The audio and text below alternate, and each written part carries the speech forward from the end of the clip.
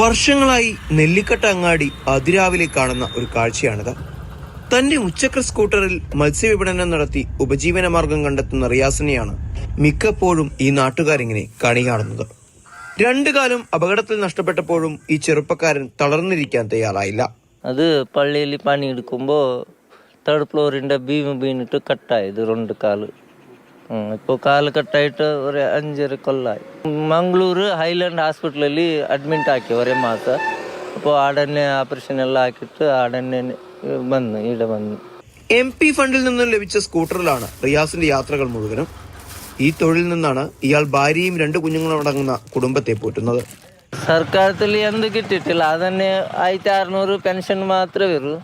പിന്നെ എന്തില്ല 200 രൂപ കിട്ടും. അതിലല്ലേ എല്ലാവർക്കും ചോറ്, പിന്നെ മക്കളിൻ്റെ സ്കൂള്, മക്കളിൻ്റെ ഹോസ്പിറ്റൽ, ഹോസ്പിറ്റൽ എല്ലാം ഇതിലല്ലേ നോക്കണം. പിന്നെ ഓരോ ദിവസം കടവ് പോകുമ്പോൾ അത് കിട്ടണില്ല. അങ്ങനെയുണ്ട് കച്ചവടം.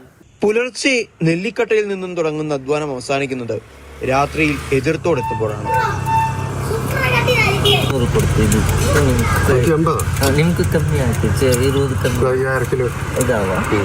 ചില സഹായമതികൾ നൽകുന്ന സഹായങ്ങൾ കൊണ്ട് മാത്രമാണ് ഇന്നിവർക്കൊരു ഉറപ്പുള്ള വീടും മകന്റെ വിദ്യാഭ്യാസവും നടക്കുന്നത്. ഇളയ കുഞ്ഞിന്റെയും ഭാര്യയുടെയും ചികിത്സാ തുക കണ്ടെത്താൻ ഇപ്പോൾ നെട്ടോട്ടമോടുകയാണ് റിയാസ്. മനസ്സിൽ കനിവുള്ളവരുടെ സഹായം ഈ കുടുംബം ഇപ്പോൾ ആഗ്രഹിക്കുന്നുണ്ട്. മാതൃഭൂമി ന്യൂസ്, കാസർഗോഡ്. ഇപ്പോൾ സാരംഗാണ് ചേർന്നത്.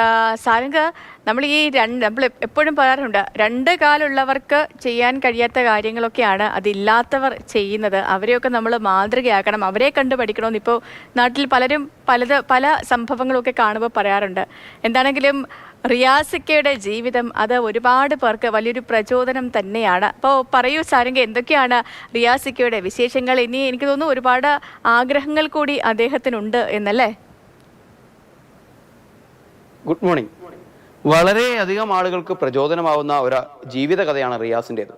ഒരു അപകടം പറ്റി, അതും ചെറിയൊരു അപകടമല്ല, വളരെ ഗുരുതരമായ ജീവൻ പോലും ഒരു പക്ഷേ നഷ്ടപ്പെട്ടേക്കാവുന്ന അത്തരത്തിലുള്ള വലിയൊരു അപകടത്തിൽ നിന്ന് തലനാരിഴയ്ക്ക് രക്ഷപ്പെട്ട് തൻ്റെ പ്രധാന അവയവമെന്ന് നമ്മളെപ്പോഴും പറയുന്ന നമ്മുടെ 2 കാലുകൾ, ആ 2 കാലുകൾ നഷ്ടപ്പെട്ട് പിന്നീട് ജീവിതത്തോട് മല്ലടിച്ച് മുന്നോട്ടേക്ക് വന്ന ഒരാളാണ് റിയാസ് എന്ന് പറയുന്നത്.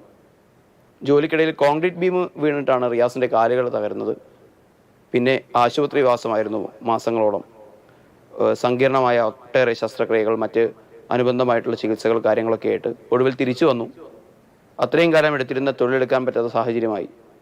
ആ ഒരു സമയത്താണ് തനിക്ക് വ്യത്യസ്തമായി ജനങ്ങളുടെ ഇടയിൽ നിന്നൊക്കെ തന്നെ പിന്തുണ കിട്ടുന്ന തരത്തിലുള്ള ഒരു ജോലി ചെയ്യണമെന്നൊരു ആശയം റിയാസിൻ്റെ മനസ്സിലേക്ക് എത്തുന്നത്. ആ സമയത്ത് തന്നെ അന്നത്തെ സ്ഥലം MP-യുമായിട്ട് സംസാരിച്ച് അദ്ദേഹത്തിൻ്റെ ഫണ്ടിൽ നിന്നും ഒരു മുച്ചക്ര വാഹനം റിയാസിന് കിട്ടുകയുണ്ടായി. അതിന് പിന്നാലെയാണ് റിയാസ് ഈ മത്സ്യവില്പനയിലേക്ക് എത്തുന്നത്. നെല്ലിക്കട്ട എന്നൊക്കെ പറയുന്നത് കുറച്ച് കാസർഗോഡ് നഗരത്തിൽ നിന്ന് കുറച്ച് അകലെയുള്ള ഒരു പ്രദേശമാണ്. അത്തരത്തിലുള്ള അവിടെ ചെറിയ അങ്ങാടിയും അതുമായി ബന്ധപ്പെട്ട് പോകുന്ന ഒരു പ്രദേശമൊക്കെയാണ്. അവിടെയുള്ള ഹോട്ടലുകളിലേക്കും കുറച്ച് വീടുകളിലേക്കൊക്കെ തന്നെ മത്സ്യം എത്തിച്ചുകൊണ്ടാണ് ഇപ്പോൾ റിയാസ് ഉപജീവനമാർഗം നടത്തുന്നത്. റിയാസിന് 2 മക്കളുണ്ട്, ഭാര്യയുണ്ട്. മൂത്ത മകൻ്റെ വിദ്യാഭ്യാസം, ആ സ്കൂള്, റിയാസിൻ്റെ സാഹചര്യം മനസ്സിലാക്കിക്കൊണ്ട് ആ സ്കൂള് സൗജന്യമായിട്ടാണ് ആ കുട്ടിയെ പഠിപ്പിക്കുന്നത്. ചെറിയ ഒരു കുഞ്ഞുകൂടിയുണ്ട്, കുഞ്ഞിന് ആരോഗ്യ പ്രശ്നങ്ങളുണ്ട്.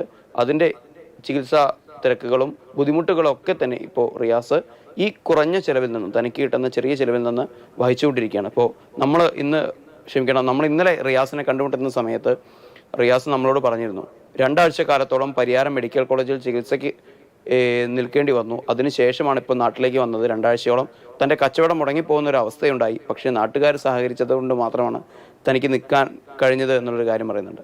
അതുമാത്രമല്ല, റിയാസ് ശരിക്കും മലയാളിയല്ല, ഈ നാട്ടുകാരനല്ല. പക്ഷേ മറ്റൊരിടത്ത് നിന്ന് വന്ന് ഇവിടെ ജീവനോപാധി കണ്ടെത്തുന്ന ആ ചെറുപ്പക്കാരന് നാട്ടുകാർ നൽകുന്ന ഒരു പിന്തുണയുണ്ട്.